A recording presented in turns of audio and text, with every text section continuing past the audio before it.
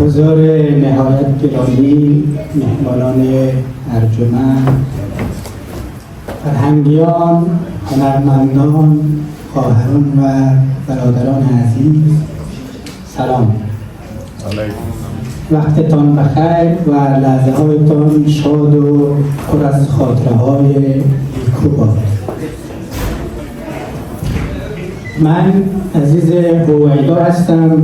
از جانب خودم و به نمایندگی از ستاد برگزاری محفل فرهنگی، حضور گرم و صمیمانه تک تک شما حضار گرامی را که از شهرهای دور و نزدیک اینجا تشریف آورده اید صمیمانه خوش آمد میگویم و قدردانی مینمایم.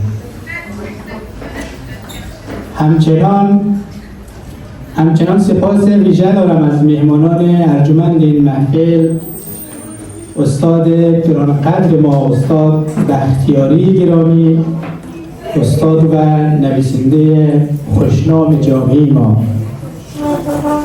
آقای علی امیری، دانشجوی مقطع دکترای روانشناسی از شهر یوشوپین که در اینجا تشریف آورده است، و نیز از سایر مهمانان عزیز که با حضورشان این گردهمایی را پرشکوه‌تر ساختند. در شهر زیبای مالمو و به این محفل بزرگ و قشنگ خوش آمدید.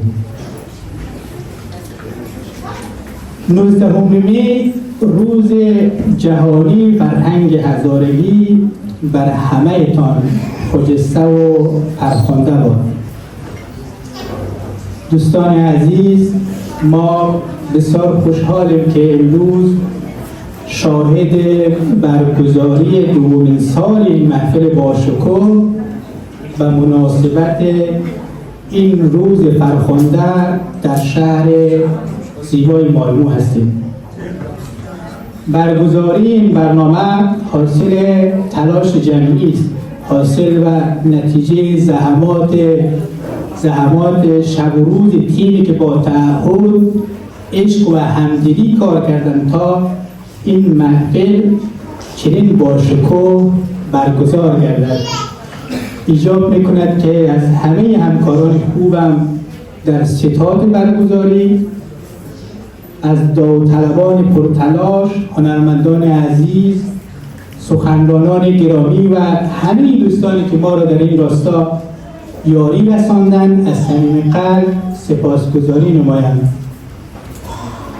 همچنان تشکر ویژه دارم از حامیان مالی این برنامه، از جمله شرکت گالاکسی انترتینمنت، شرکت برق دیزاین و فروشگاه الماس، و همچنان از آقای شرق، خودشان هنوز اینجا حضور ندارن، که در حصه مالی این برنامه را کمک کردن، تشکر نمایم. اما مهمتر از همه از شما حضار که در این محفل با حضور گرمتان به این محفل بر روح و جان بخشیده، صمیمانه قدردانی می‌نمایم. دوستان عزیز، 19 می به عنوان روز جهانی فرهنگ هزارگی در تقویم فرهنگی جامعه ما ثبت شده است.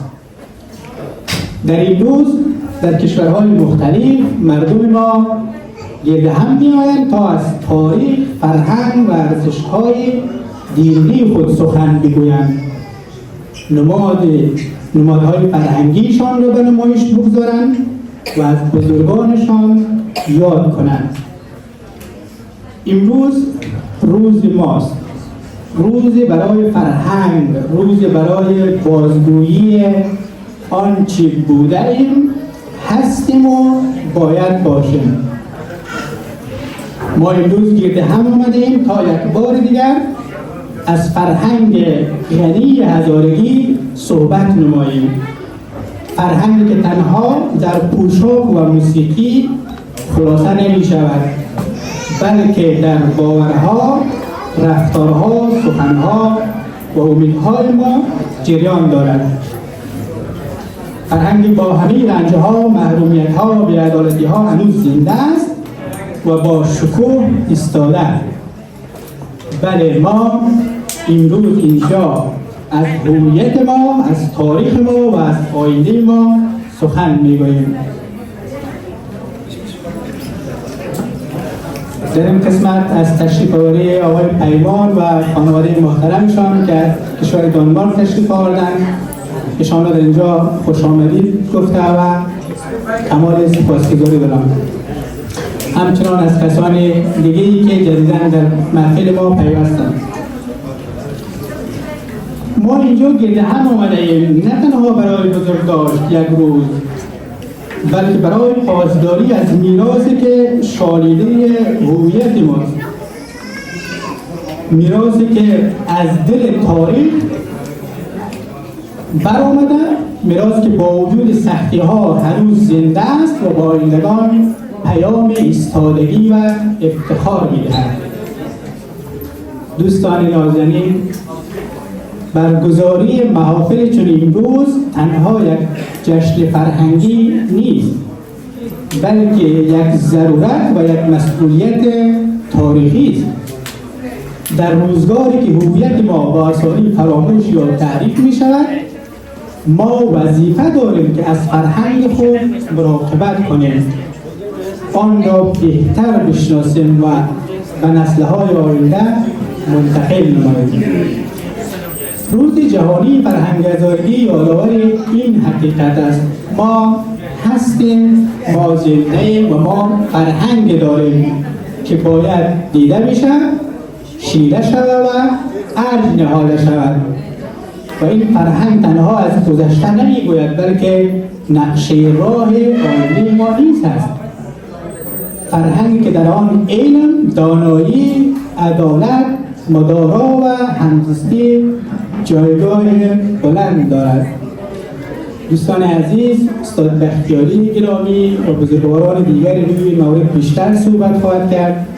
بیشتر از این وقت شما را نمیگیرم و دوست دارم حرفهایم را با این جملات و پایان برسانم.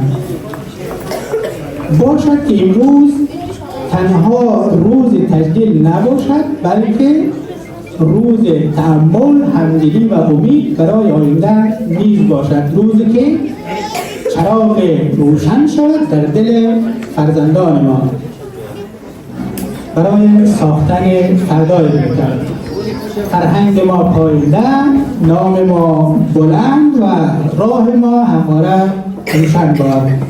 سپاس از توجهتان.